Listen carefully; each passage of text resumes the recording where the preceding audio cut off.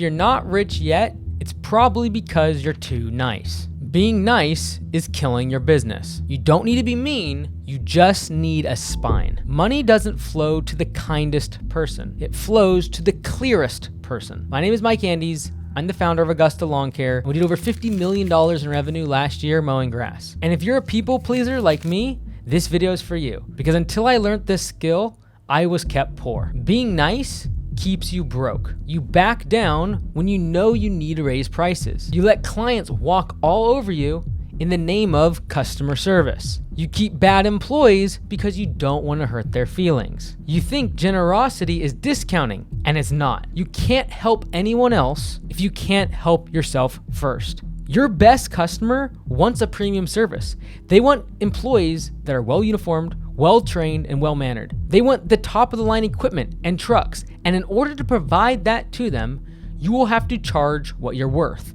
And that will make some customers mad, but not your premium customer that wants you to stay in business. You can't help anyone if you can't first help yourself. And you can't help your customer, your ideal customer that's willing to pay a premium price, if you're not willing to charge what you're worth and have the uncomfortable conversations of customers that will tell you that you're too high in prices. You can't hire the right employees. You can't retain them. You can't buy the right trucks and equipment that your ideal customer is willing to pay for unless you're willing to have the discussions necessary to charge what you're worth. Recently on a turnaround show, we were at a pool service that was doing almost $1 million in annual revenue, but they weren't making any money.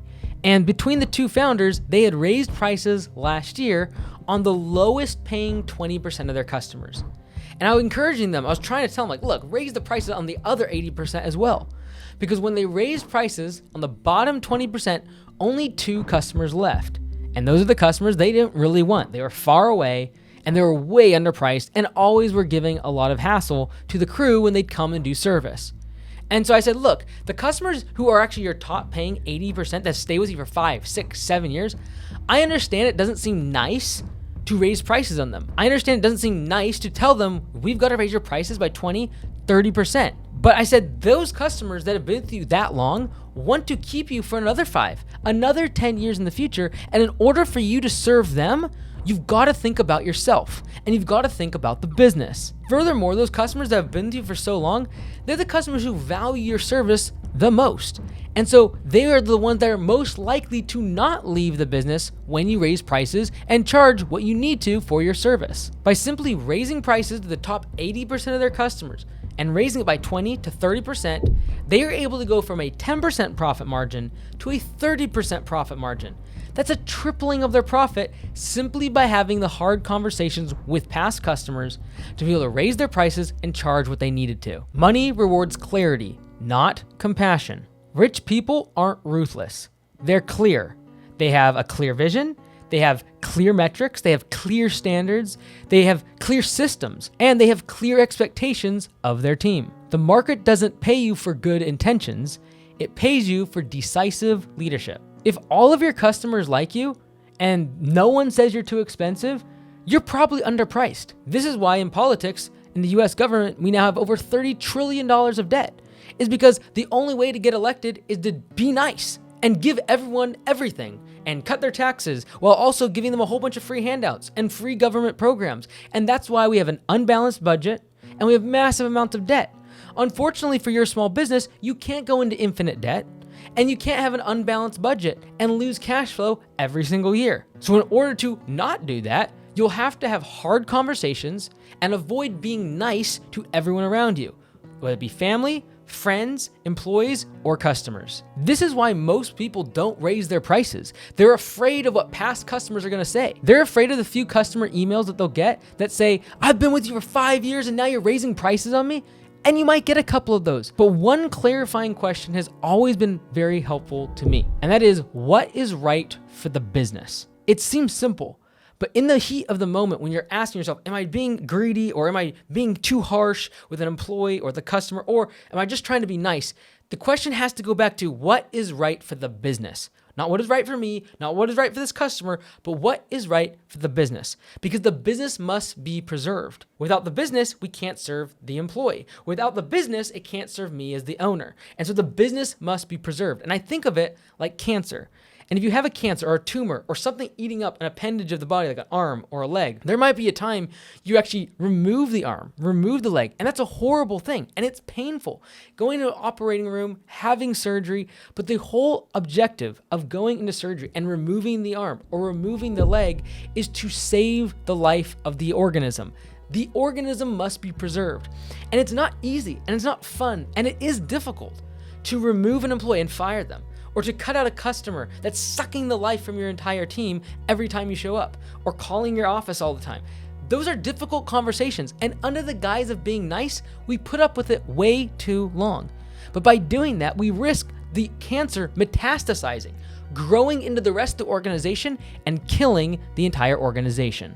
It is extremely difficult to cut out a family member, a team member, a friend that is constantly sucking your energy, constantly pulling the resources out from the organism towards them. And there has to be a time where you sever that part of the organism in order for the entire business to continue surviving. There is a very high price to pay for people pleasing. You're not broke because you're unlucky. You're broke because you avoid conflict. The money you want is on the other side of uncomfortable conversations. Every time a customer says, well, let me think about it, or I'll get back to you when I decide on this estimate, you're leaving thousands of dollars on the table. Every time a customer tells you, well, I'll think about it, I'll get back to you about that quote, and you don't have an objection to overcome, you don't have something else to say, that challenge, that uncomfortable conversation, that objection you're hitting, on the other side of that is all the success you want to have. But under the guise of being nice and not being pushy, we fail to push forward into the sale and do what's right for the customer, which is to solve their problem and make sure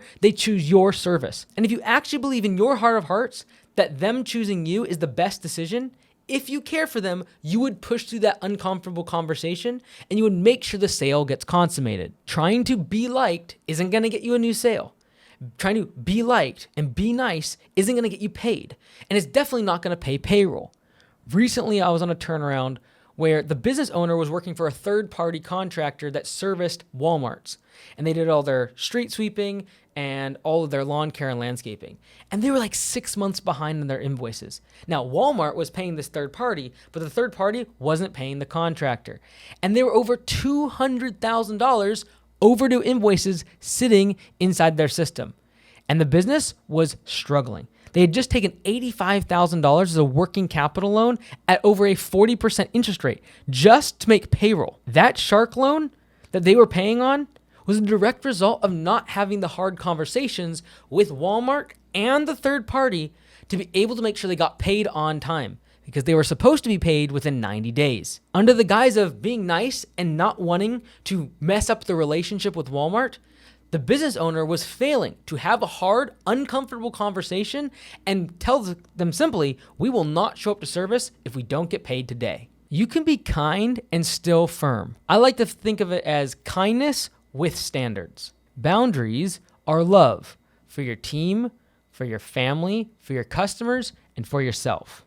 Discipline and consistency is what kindness looks like long term. Many times when I think about people trying to be too nice in their business, it actually comes back to the fact that they think money is bad. If you think money is evil, you almost always will underprice. I was raised in a very religious home, and I know that for some people, they are taught that the love of money is the root of all evil. I believe that, but realize it's the love of the money, not having the money, that is evil. Riches simply magnify who you are. They do not corrupt you. So if there's a lot of good that you can do for the world, having money will magnify that. And if you have an evil heart, if you already are corrupt, having more riches will only magnify that.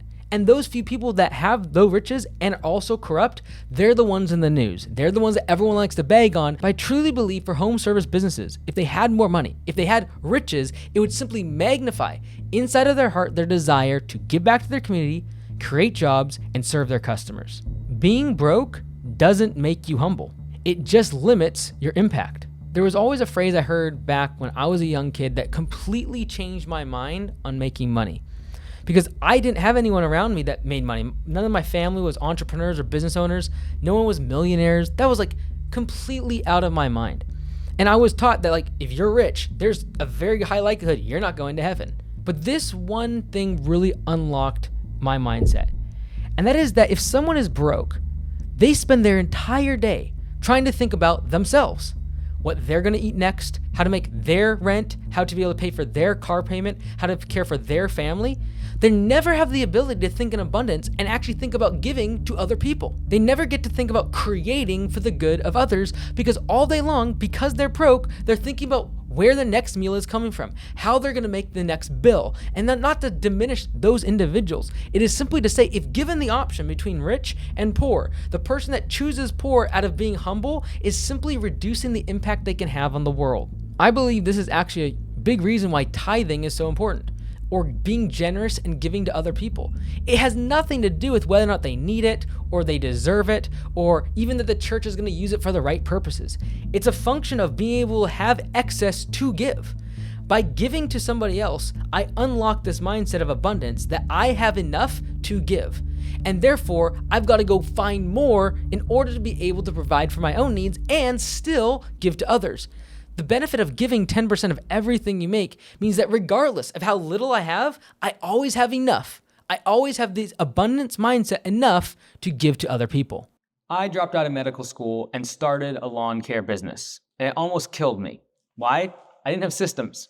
Inside of every home service business, there's sales, operations, and admin.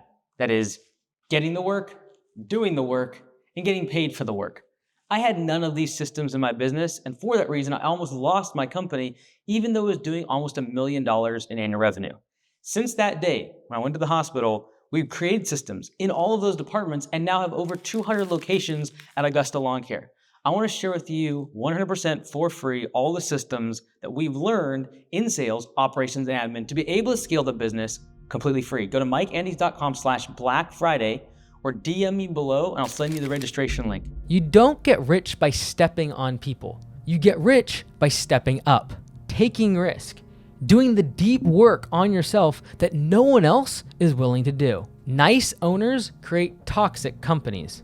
When you don't enforce standards, you punish your best people. Your best people are tired of working with slackers. When you don't raise your prices, you underpay your team. You shortchange your church, your family, your community, and everyone that depends on you. When you say yes to every customer demand, you put your team at risk of burnout. When you say yes to every social obligation, you might burn yourself out. Weak leadership hides behind kindness. And I'm guilty of this too. Recently, I was at a location for Augusta Lawn Care, and I started noticing a couple little things, like some dirty trucks. They weren't washed like we normally would have. There was a broken taillight and even a broken mirror. And those are things that typically, they're small, they're little, but I wanted to be nice. I didn't want to bring it up. But sure enough, a few months later, because I didn't bring those things up, it ended up in a much more difficult transition for that general manager, simply due to the fact that I wasn't willing to have the uncomfortable conversations and talk about the small, little, potentially insignificant things that I saw he was not meeting standards. And if you're gonna do that and you're gonna try to get around those small, uncomfortable conversations, they will only become bigger in size. The same way that a cancer left inside a body without cutting it out will simply grow and continue to sap the organism of life. Fortunately, a few months later, I was able to have the conversation with the manager, and sure enough, by pulling back some of those tiny straws, things like the trucks not being cleaned, the equipment not being exactly what it should be, employees getting off earlier than they should be, by pulling at those threads, it unveiled a whole bunch of other stuff in the business that needed to be fixed. By doing that, we were able to dramatically increase the profits of that location. But it all came down to having an uncomfortable conversation and pointing out areas of weakness in the current operations. Stop confusing kindness with providing comfort. Raise your prices. Enforce your standards. Tell the truth faster. Being firm today, having those uncomfortable conversations today, saves everyone pain tomorrow. If you're not rich yet, it's time to stop trying to be liked and start being respected. Respected for the things that you stand up for, the people that you protect, and the standards you will not compromise on. There'll be times you can't be a pushover. I remember one time at one of my locations years ago that a bunch of the employees came together in a mutiny against the general manager. And they called me in for a meeting, and I just showed up there. I didn't know half of them. And all of a sudden they're saying all the negative things about the management and what they want to change. It was a full out mutiny. And I didn't react. I didn't say a bunch of negative things about what they were saying. I was simply quiet, but I knew inside of me that all of them would have to go. The entire team would have to be cleared, the deck, the culture, and every employee. And sure enough, that's what happened. And once a new team was brought in, within a matter of a few weeks, the culture changed. The manager was able to thrive, grow, and make the location much more profitable. The market rewards leaders, not peacekeepers. And in the moment, I didn't jump in between the general manager and all of their employees and start trying to be the peacekeeper and trying to make everyone be happy and keep everything nice. In that moment, I just realized that we were going to have to let go of the entire team, because I realized that your job as the leader, as the business owner, is not to make everyone happy. It is to make sure that everyone realizes their full potential. And that might be outside the organization or inside of it. But regardless, my objective as the leader is to ensure that happens, not just make them happy. So I want to give you the action of the week. This week, I want you to have the uncomfortable conversation that you know you need to have. It might be with your customers and you got to raise prices. It might be with a family member or a friend that is holding you back and metastasizing and pulling your energy away from what you want in your life and the goals that you have. It might be an employee that you know is toxic inside the company and needs to be fired immediately. I encourage you to take action, have the uncomfortable conversations, and stop being nice. Stop being liked. Start being rich so that you can give to others.